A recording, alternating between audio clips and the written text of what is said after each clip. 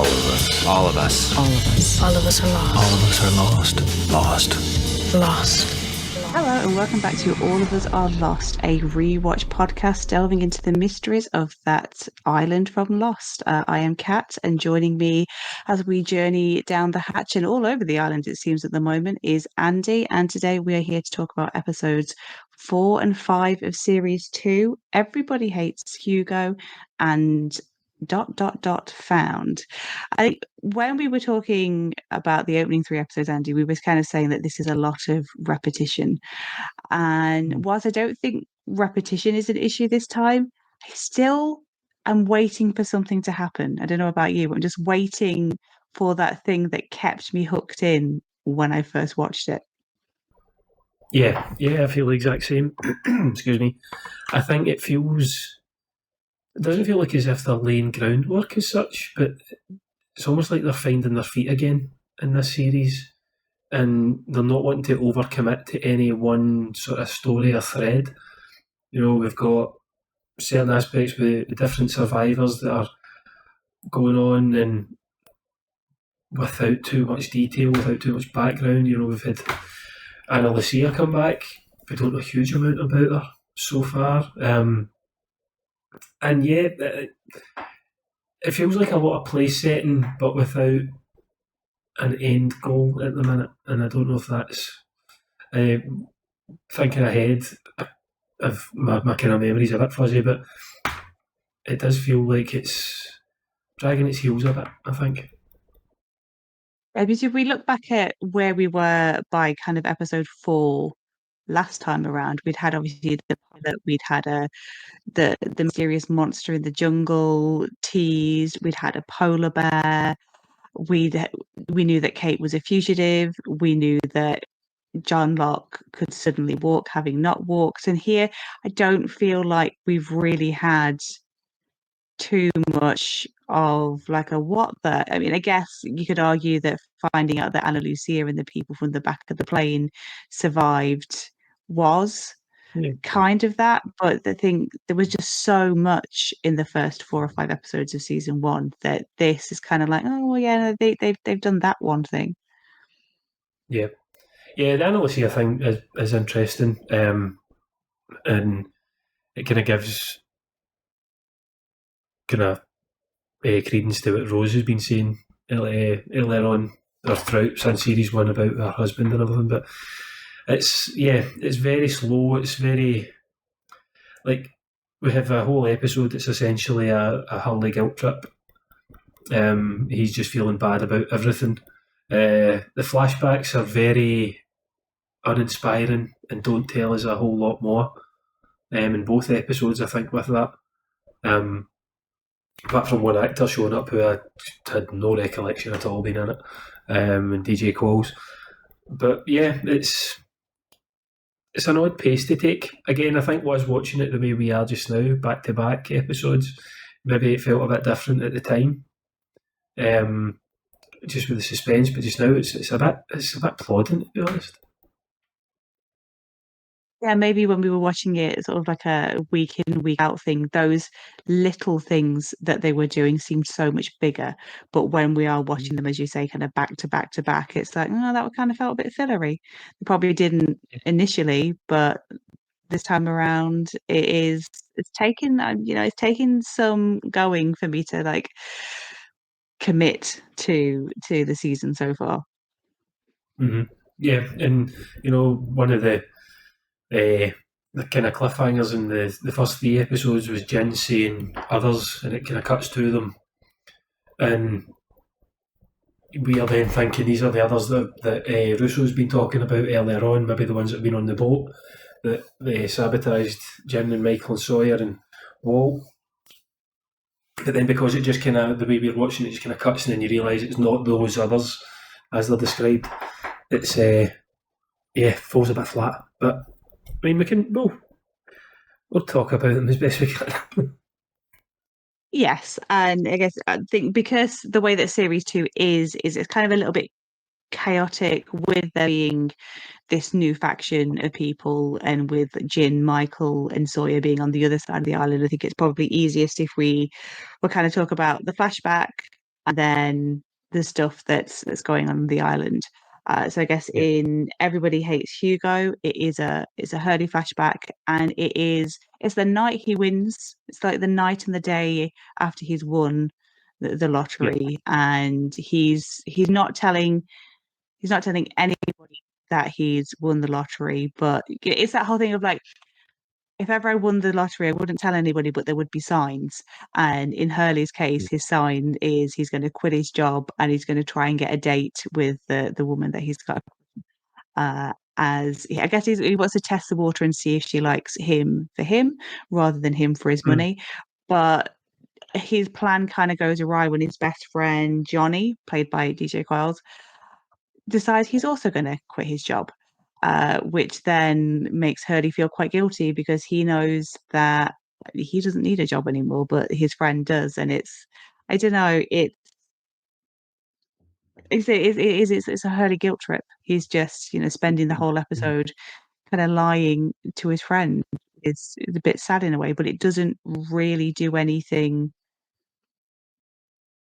to reveal anything new about Hurley, I don't think. No, it's kind of more folding into his mindset in the present day. I think that's the sort of biggest impact it has. It's not like a revealing flashback. It's just because he's going through what he is on the island. It's more to kind of add an extra layer to that about his feelings with the things that he's dealing with inside the hatch. And I mean, obviously he doesn't seem to have a huge friendship group.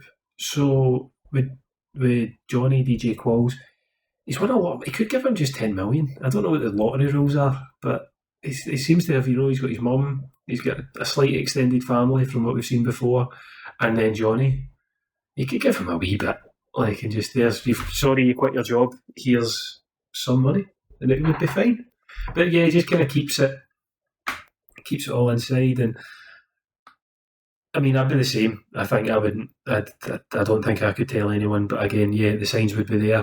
Like, if I win the Euro Millions on the Tuesday, I'm not going to be in work on the Wednesday. But that would be about it. No one needs to know I've quit my job. Apart from the people I'd have to tell. It's fine. It's just a whole kind of bit of nothing. I think the whole episode is really. But more so the flashback. Yeah, I mean, there is the nice little bit in the flashback where they go to the record store and they are singing a Drive Shaft song, and they're making fun of Drive Shaft. And obviously we know that, Charlie is probably one of the people that Hurley's closest to on the island, so that must be a little bit awkward. Like, yeah, before I came to the island, I really hated your band. It doesn't really add to it, because I think as well it's kind of a confusing flashback because it ends with Johnny just looking like really upset and aghast that Hurley hasn't told him that he's won the lottery, when it was only like the day before, and it's not like he's been like spending loads of money or anything and like not included. It's just like, oh my God, you didn't tell me, that's it now, like I'm never going to talk to you again. It just feels like, I feel like if I won the lottery, it would take, especially the amount that Hurley wins on the lottery, it would take some time to process. I probably would be in a state of shock and wouldn't be able to tell anybody that I'd won the lottery. I probably wouldn't believe it was real until I had that money, because at this point he's only got the ticket. He's not been to claim the money yet. So I kind of feel that Johnny's reaction at the end is like overly harsh. And also the shop owner, when the camera crews are outside the shop, I'm assuming that would be some sort of computerised thing that said the ticket was bought here. He knows that it's Hurley. He must have a very good memory. But maybe it was the way that he picked the numbers, but there must be hundreds of people putting the lottery on, even in a small store, I would imagine. So yeah, it does feel slightly harsh. Maybe that's going to develop with later flashbacks. Maybe there's going to be some kind of fallout from that with him and Johnny, positively or negatively, I'm not too sure. I know, especially back then, it would have taken a lot longer to get that money in your account. Nowadays, I think you would get it fairly quickly. Maybe Johnny's just feeling a bit. I think maybe in that moment he's thinking, "Oh, I've quit my job because Hurley done it, and I just thought he was being a bit of a badass." and now I have nothing, and I've quit a job, and that's going to be my CV. Why did you quit? Because my friend did. So he's maybe just all hit him at once, potentially, but yeah, it does seem a bit, maybe not an overreaction, but a bit much from him. Mm. Yeah, and then on the island, Hurley has, he's included in the little hatch group, and he has been tasked with doing the inventory on the food, which he kind of brings Rose in to help with that. But before that, he has a dream, and in this dream, we have Jin, and he's talking, and he says, he says, like, everything's going to change. Yeah. Which I remember from the season 2 promos and trailers. I remember seeing Jin say that line in the trailer and being like, "Oh my God, the Korean guy knows English. What's happening? What? Like, have we jumped really into the future? How does he?" And then it's just a dream sequence. Like, that was anticlimactic. Yeah, and it's Tully's actually understanding Korean, isn't he? He's not technically, Jin isn't speaking English, I think, is the explanation he gives. And he signs off, "Have a clickety click click day, Hugo." Was someone in a chicken suit? Now, was that, I had never double checked this. That's not someone we've seen before, have we? It's not the manager, was it? I don't think so. I believe it is the actor Gail Garcia. I'm going to have to look this up. This is fun for those watching the video. Gail Garcia Bernal, from Amores Perros and the Motorcycle Diaries and Coco. I think it's him. I think it's him inside it. I might be wrong. I wasn't sure, just a thought there. I wasn't sure if it was something like that, maybe the manager, or definitely if it was DJ Qualls I would have noticed it, but no, I don't know why he's there. Seems a very, again, we always say that at this point they certainly have a plan of some form, so we're hoping that we know who that is later on. But it's a strange thing, but again, I think that's just, it's a strange thing to try and decipher, because he's not been particularly, I wouldn't say he's been particularly close with Jin. They had their fishing outings like a couple of times, but it's not someone that you've been spending a huge amount of time with on the island. So why Jin's the one that's made the appearance in his dream? You could say the same way when Maggie's had Walt dreams as well, I suppose. If that's a kind of similar thing, but yeah, it was an odd one. Didn't really add anything. Kind of like, this episode. Yeah, because the whole thing with Hurley is he doesn't want to be in charge of the food, because if he's in charge of the food, then everyone's going to moan at him and hate him because they don't get what they want. And Charlie finds out about the hatch quite quickly, and he is one of the first people to pester him for peanut butter, which is from series 1. We know is something that Claire was really craving and missing. But yeah, he decides he's had enough of having to make all these decisions for people. He doesn't want to do it, so then he decides to get the dynamite to blow it all up, which is a little bit extreme. I kind of feel like Jack can't make him do the inventory. Like, if he really doesn't want to do this inventory thing, he can just take a walk along the island. He doesn't have to do it. Yeah, and it kind of leads to him, as you said, getting the dynamite, and he does have a conversation with Jack, and essentially because I think what he says is this would last one man 3 months. So you get me inventory, we're not going to be getting another drop, I'm essentially assuming. And so it's just going to start fights. So I think what he gets to do is maybe the best outcome for it, because of his worry about everything and everyone going to hate him, he then becomes almost the sort of positive focal point, gives out the food to everyone, essentially, is what happens. So everyone gets that slight moment of happiness, whether it's a candy bar or a packet of crisps or something like that. and it maybe gives him a bit more validation on the island, potentially feeling a little hopeless and a bit helpless at times, Hurley, I think. So he does get a kind of positive outcome on it, but aye, it's fine. Like the dynamite thing doesn't even really go anywhere because we've seen how like volatile that stuff is, and the guy doesn't really know what he's doing, stumbles a bit, falls over a lot, and he's fine carrying it down a hatch. Like, not sure about that. Yeah, and Rose comes in and kind of talks him down from the dynamite. I don't quite know what happens to the dynamite after that, because again, they've then got to get it back out of the hatch. Yeah. I think the elsewhere in the hatch, you've got Saeed trying to like crack through some thick concrete. And the last time he knew of concrete that thick was Chernobyl. So we've got a little bit of a mystery tease, but it just doesn't fit because I think it's such a throwaway scene with Jack and Saeed discussing this that it just doesn't feel as, oh my god, important as it might end up being. Yeah, it's very throwaway because that's it. There's no follow up. It's just you see Saeed trying to get in, and then they break in through, they're kind of crawling through like a crawl space or something, aren't they? And you don't really get a huge amount of follow up on it. Like it's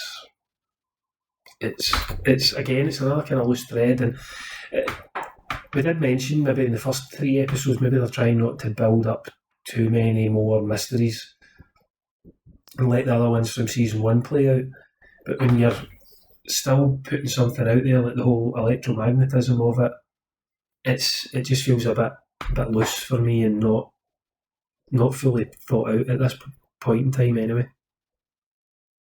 Yeah. And the only other thing that's happening with our main islanders in this episode is that Claire finds the bottle full of everybody's like messages home that they gave to the crew on the raft. And I thought it was odd that they instantly assume the worst for the people on the raft when it's just a bottle. It could have easily like been kicked or knocked off of the raft at any point, and none of them decided to swim after it. But as soon as the bottle arrives, Shannon and Claire go and break the news to Sun that her husband is like dead at sea. I just thought it was just an extreme reaction considering it's a bottle and it could have easily been knocked off. It wasn't like they were on a ship; they're just on a little raft. Yeah, I think this is kind of ties in with the way Hurley's arc in this episode ends, where it's Hurley's made a decision to make everyone feel a bit better, and soon buries the bottle, makes the decision to keep everyone hopeful. Like, it could just be that it's been kicked off because you could get caught in all sorts of tides and waves and things out to sea, so they've maybe just decided to abandon it. We obviously know different, but the survivors on the island don't. And I think it's Sun's way of maybe trying to keep everyone a wee bit hopeful because it's not been so long that they've been out there. I think a couple of days, I think, is mentioned. Yeah, bit of an overreaction potentially, but I can kind of understand that a bit more than Hurley's kind of panic over the food. Especially if people have been so invested in the guys getting off on the raft as well. Yeah. And then I think for me, the most interesting aspect of this episode was, and we don't really see much of them, but it is what's going on with Michael, Jin, and Sawyer. They're let out of the hole. They've kind of passed the test from the people in the plane. Sawyer refuses to get out of the hole because he is Sawyer, and he's been a petulant child, so it takes him a little bit longer to come out. And then they are kind of taken over to their camp. And along the way, Michael converses with a character called Libby, who says that there were 23 of them that survived the crash. But then when we turn up at their encampment, there's much less than 23 people left. I think there's like 5 or 6 of them. So it's going to be interesting finding out whatever happened to everybody else. Did they get sick like, Russo was going on about, they seem quite concerned about others. Have the others had a hand in it? So it's going to be interesting to see kind of how that plays out. But I guess most importantly, Bernard is there, Rosa's husband. I did Yeah. think it was a bit like none of them were like, "Oh my God, Bernard, yeah, your wife." They just don't make that connection and seem a bit shocked when he's like, "Oh, my wife that's my wife." Like what? Because that's all Rose has talked about is her husband Bernard and the fact that he is alive. So how these three haven't like twigged to that, I don't understand. Yeah, I think Michael maybe just says, "Oh yeah, she's doing well. That's fine," and that's kind of where we're left at that point. But yes, that's again maybe I think it's the strongest part of this episode is the fact that there is more positive feelings among the survivors. We've got Bernard coming back for Rose and the whole Hurley and Soon thing. The reason that they've made their decisions, maybe it's trying to be a bit more positive for potentially what's to come later on. One thing that I was going to mention, actually, I've taken a note on, is Kate. Now, Kate's barely been in, and I actually made this note for the end of the next episode, and I was wondering if maybe, I've taken a total blank to the actress's name now. Kate. Eventually, Yeah, was she maybe filming something else? Because she'd barely been in it for such an important character in season one. Like, she's in a shower at this episode. I think that's about it. She's hardly been in it, which is really surprising for someone who's been so important. I think that kind of just ties in with how scattergun the whole series has felt. yeah, because there has been kind of more of a, as we get into it in the next episode, there's more of a focus on Sun than there is Kate. And as you said, Kate has been one of the main characters. I mean, even Jack takes a backseat in these two episodes. I mean, he's got a bit to do in the Hurley episode, but in And Found, he has one conversation with Sun where because Sun loses her wedding ring. And Jack says that he lost his wedding ring once, and that's kind of all we see. So it's weird that these characters, they were so front and central, kind of being phased out. Maybe that's a direct response to audience's feedback after series one, that it was kind of felt like the Jack and Kate show, maybe. So they kind of decided to open it up and focus in on some more people. But it is weird that what Kate turns up in the Hurley episode to steal some shampoo and go and have a shower, and that's pretty much it. Yeah. It could be the kind of feedback, as you said, and I'm sure they'll come into it more often as we go. But it's just a very strange thing, and I think even Locke really sparingly used after so much build up. And again, it's maybe, again, we're looking at it from the perspective of the way we're watching it just now, so it potentially feels a bit different. We are talking about, I think these are very early on filler episodes, especially with the flashbacks, and it feels an odd decision for them to take this early on. Yeah, and I think something with the flashbacks as well is that I think in series one, they seem to be directly tied to a person who was having like a real pivotal moment on the island. So, John Locke is desperately trying to break into the hatch, and then, he's chucking Boone up onto a plane, which then ends his life, as we're then flashing back to seeing him have his kidneys stolen by his father. That kind of felt interconnected. To a degree, Hurley's flashback showing why he's so worried about the food kind of connects, but in And Found, which focuses on Jin and Sun kind of right up until the moment when they just meet each other for the first time. The episode isn't really on the island, isn't really focused on either one of them, really. I mean, they're both involved in stuff. Like I say, Sun has lost a wedding ring and she's kind of going to extremes to try and find that. And then Jin is with people traveling across the island, and eventually sort of like breaks off with Mr. Echo to go and look for Michael. But it doesn't feel like a Jin and Sun episode outside of the flashbacks. Yeah. I think this is, especially the Sun element of it, is very flimsy. You know, she's lost her ring, and it's the whole point of this whole episode is just looking in different places. Is essentially it. The original survivors in this episode are very kind of, they're pushed to the back a wee bit, and this almost feels like, I can't remember the episode where we spoke about it last series. They kind of chucked in a second story just to pad it out. There was an episode kind of near the tail end of season 1 where it felt like the second thread of the main episode was just there as filler.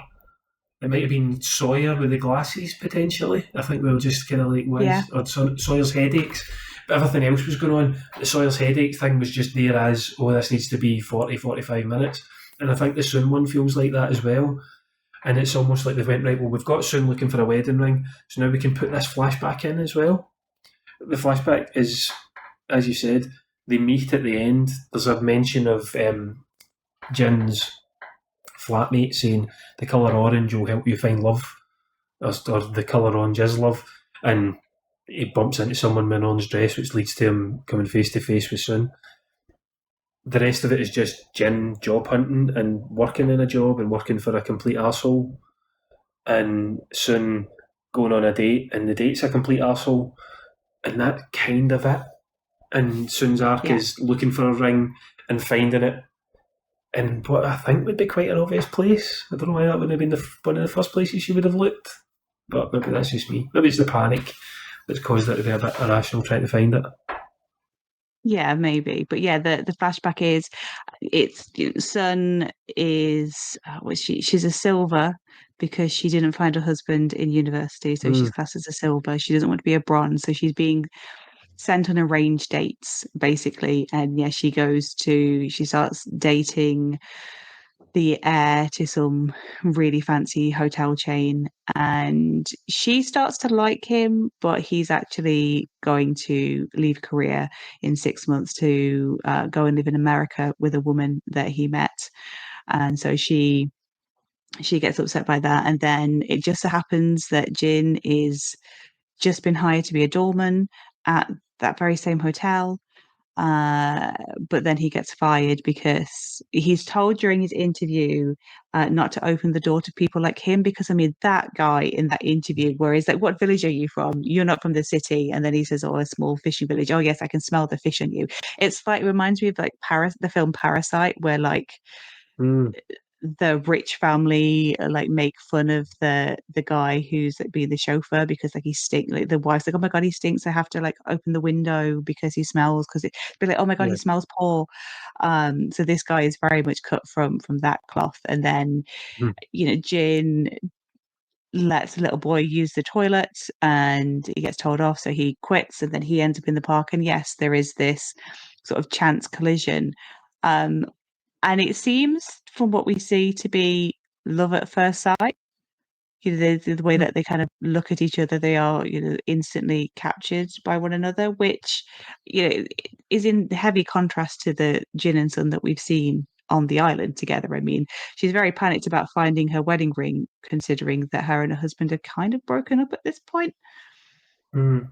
Yeah, they had a slight reconciliation before Jen went off in the raft, and he was apologising for the way he was being, and she was apologising for, I mean, she hadn't done much, anything wrong from what I can recall. So there was a slight reconciliation with them, and it'll be interesting to see how we find the way the relationship develops. Sun has the conversation with Hurley about, and she's reminiscing and she's thinking back fondly about her time with Jin, how he bought me a puppy, and we've had this, so it hints at a nicer relationship than the one that we've been kind of privy to before that. And we know that from kind of later on in Jin's flashbacks that when he's working there, he's working for Sun's dad, who also doesn't seem to be completely straight lined with his business dealings, and it's hard to gauge the way their relationship is because of that, because we've only seen sort of two extremes almost. We've not seen the middle ground of what they built together. But yeah, again, the Sun and the flashback side of this are very, very filler heavy for me and wasn't particularly interesting. I did find this episode actually quite a bit of a slog when there wasn't like the great Mr. Echo in it. I will say about this is something I didn't mention during season one, but obviously Sun and Jin are the two Korean characters. But Daniel Day Kim, who plays Jin, didn't speak Korean before the show. Like obviously he has relatives from Korea, but he basically learnt Korean for the lines he had to say in Korean for the show. Whereas Yoon Jin Kim, who plays Sun, was a Korean actress.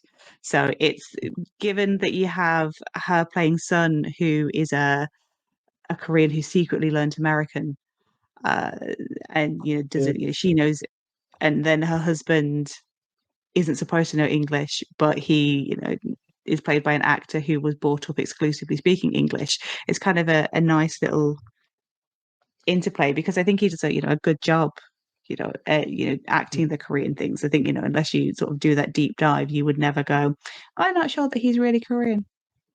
Yeah, no, I think he does a great job in this, and I think all the actors throughout the show have shown their sort of versatility and their ability to adapt to comedy and drama and action as well. And Daniel Day Kim is, especially because the way he's trying to communicate with people, it could be poorly done, and if it was a lesser actor, it wouldn't have been as effective. But I think, early on with Jin, we were feeling anger towards him, and it was becoming increasingly negative. But he's certainly a character that's now, especially I think after this episode, he's kind of getting his own side a bit more now.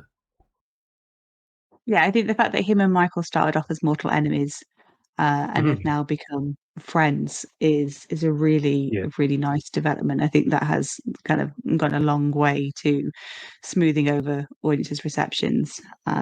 Because I think in terms of our main islanders, it is just Sun lost the wedding ring.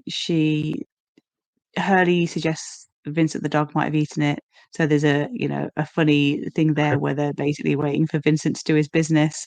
And then she gets frustrated and she starts breaking her garden. And then John Locke turns up and tells her that he used to be angry, but he's not angry anymore. And then Kate finds out about the bottle and she wants to go and read the messages. She wants to read Sawyer's, which I don't understand why Sawyer would have a message, because Sawyer's on the raft. Again, it's like, why would he be writing a message? You can just relay that message to people. But that's kind of it for our main islanders. There's nothing else. But again, the point of interest is the tail end of the plain people, and Jack and Jin, Sawyer, and Michael, because these people are haunted. They are terrified of the others. They have to go around in pairs. They have to keep their voices down. And our main trio aren't used to that, because they've just been happily kind of living on the beach and in the caves, and barring Ethan, haven't really been troubled by these others. And we do get the proper formal introduction of Mr. Echo, who is just great. The fact that he insists it's Mr. Echo, it's not anything else. It's it's just Mr. Echo to you, Sawyer. And they're traveling back to the main group. but then Michael, he's talking to Libby, and Libby's like, "Oh no, we don't go that way because that's where the others are." And obviously, Michael wants Walt back, so Michael goes AWOL, and Jin desperately wants to go and find him, and Mr. Echo helps. And I think that Mr. Echo seems to do a really good job at communicating with Jin, considering that Jin knows a little of English from that translation book that Sun made him. But like him and Mr. Echo, as they're looking for Michael, do seem to be able to communicate quite well with each other. Mm. Mr. Echo does seem, so apart from being an absolute unit, he's huge. It does seem almost, and I don't know if I'm maybe misreading this, but he seems more of a Locke type, and that he might be a bit more in tune with the island, which could be a way that he's able to help his communication with Jin. Maybe maybe there's something there in the background that we don't know with Mr. Echo yet, that the way he's able to communicate with Jin is through this spirituality, if you want to go through it that way. I think it's interesting that, Jin, I mean, their relationship kind of kicks off with Jin hitting him and him then just knocking Jin flat in his ass with quite great ease, but he still sees a reason to go and help him. It's almost like he's got a purpose, like Locke has. So Mr. Echo's saying, right, well, Jin's very determined, he's got what he wants to do, I'm going to help him with that because that gives a bit more purpose to it than just surviving, almost. That's what I was reading from it anyway. And these other survivors, they're emaciated, they're living in fear of what for us is pretty much the unknown apart from Ethan and from what Russo's mentioned. So the fact that Mr. Echo is really open to going with that as well, clearly quite confident in his own abilities and his own strength, which he would be if you were the size of him. But it's interesting that he's still willing to go and make that kind of dangerous decision to go and help Jin when he knows what's awaiting him. Yeah, because it's not a popular decision amongst his group of survivors. You know, Anna Lucia is very against it because she needs, they obviously have come to rely on him for some sort of protection. And the thought of losing that when they're left with Bernard, you've got Cindy, who was the air hostess we saw at the end of last season, an injured Sawyer, and Libby. They don't really. Anna Lucia is basically on her own if anything happens. But I think it's with this group that we start to get the mysteries. Like, why are they so scared of the others? And we have Mr. Echo and Jin stumble over the remains of a body, and Mr. Echo's like, that was Goodwin. And you get the impression that Goodwin was not very good. And then we have this great scene where Jin and Mr. Echo are hiding, and you just see this parade of bare feet and legs cross in front of them, almost silently. And then the last person on the line you just see is like dragging a teddy bear on a leash. And it is like, oh my God, like, is this the others? Because that's, even though we've already seen their feet, that's really creepy. They're just kind of stalking through the island. They've clearly got some sort of child with them as well. Like, what is their deal? Yeah. And was it one of the rear tail survivors that mentions, does one of them mention a child as well? I'm sure. Am I misremembering? I'm sure one of those mentions about a child being in the group, maybe with the others. So if they had someone taken from them as well, which was the kind of others' goal with what we initially thought was Aaron, Claire's baby, but turned out to be Walt. So they maybe already have lost a lot more than what we know as well. But yeah, that was a great scene. It was really effective because it is just people walking past, and you think because we know, or because we assume that these others have been there for a while, they would maybe be a bit cleaner. I thought that was something that kind of clicked with me straight away. They're filthy still, and their clothes are ragged, and We obviously don't see anything above kind of shin height, but unkempt, I would imagine, as well, up top. Which Ethan never seemed to be, but he was trying to get himself in with the Survivor, so he's maybe adapted to that. So yeah, these were the best parts in both episodes. I think is the kind of new Survivor stuff, especially the tail end of this second episode or fifth episode. Sorry.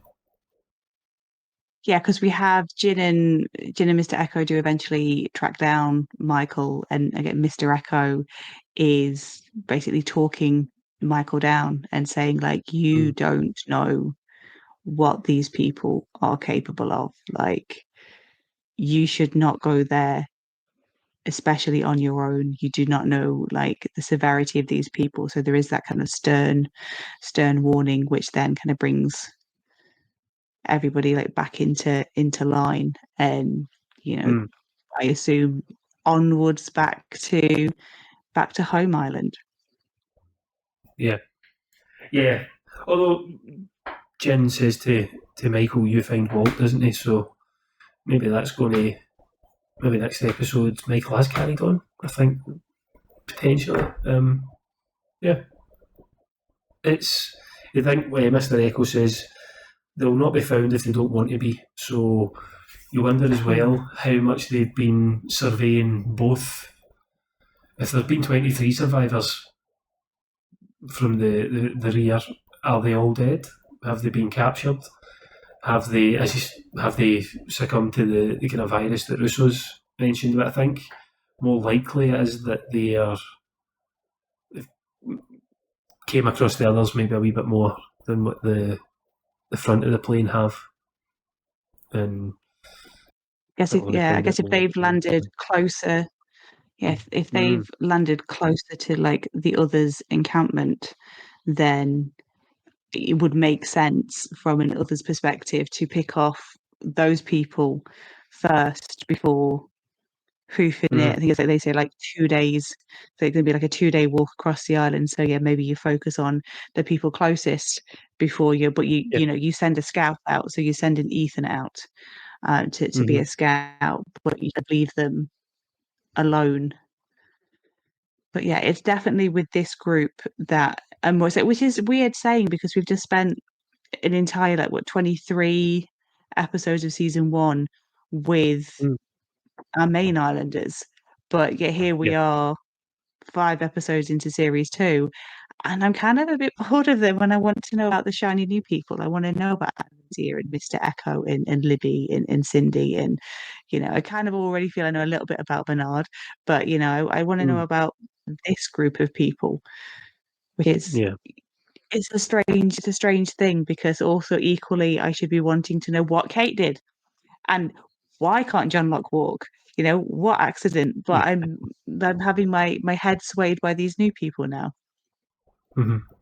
It's like getting a shiny new toy, really, isn't it? Like we've got a new level of intrigue, and I think because they've had such an interaction with the others which was hanging over the original group for such a long period, maybe about half of series 1. If this group have had that level of interaction and maybe have faced off against them to quite serious consequences, then we want to find out about that. We're trying to find that other mystery that's carried over for season 1, and I think because that's the mainline intrigue for them, we are more focusing on that. Yeah. So yeah, I'm intrigued to see more of these guys, and there'll be a lot more of these guys, because main islanders need to do something shiny and impressive in the next few episodes, because otherwise I'm just decamping and I'm going with Ana Lucia's group, I think. Yeah, but they need to find out the other 3 are back on the island still. We've not even found that out. And where's Desmond? He just ran away. He's not been found. Poor Desmond. It's true. He was just into the life, brother, and then off he ran. And what's he eating? He didn't take any of his rations with him. Well, there is still Boa, because one of them did attack Jin. Yeah. But I don't know, I mean, Desmond's been living quite a cushy life in that hatch, with getting his meals brought to him and stuff. So I'm not Yeah. sure how savvy he would be at murdering a ball. Yeah, a cushy life, a bed, and music in a gym, and TV of a sort, and snacks. So yeah, it could be harder for him. Sure, we'll see him again soon. Yes, fingers crossed. But yeah, I think that brings us to the end of these 2 episodes. Thank you for watching along and listening along. Please give us a like, rating, and follow wherever you are watching or listening to us, because it helps get the word out. And yeah, we will be back in a couple of weeks to look at the next 2 episodes, where I'm hoping that there's a little bit more progression. Yeah, the next 2, episode 6 Abandoned and episode 7 The Other 48 Days. So that suggests to me that we're maybe getting a bit more background to the original, or the initial the initial rear plane survivors in the first 48 days. So it could be a bloodbath. Yeah, we've gone from 23 down to like 5 or 6. So yeah, it's going to be quite interesting to find out what happened to those. I can't do the math right now, but to those other people. Yeah, 20 deaths wouldn't be bad in one episode. That would be exciting.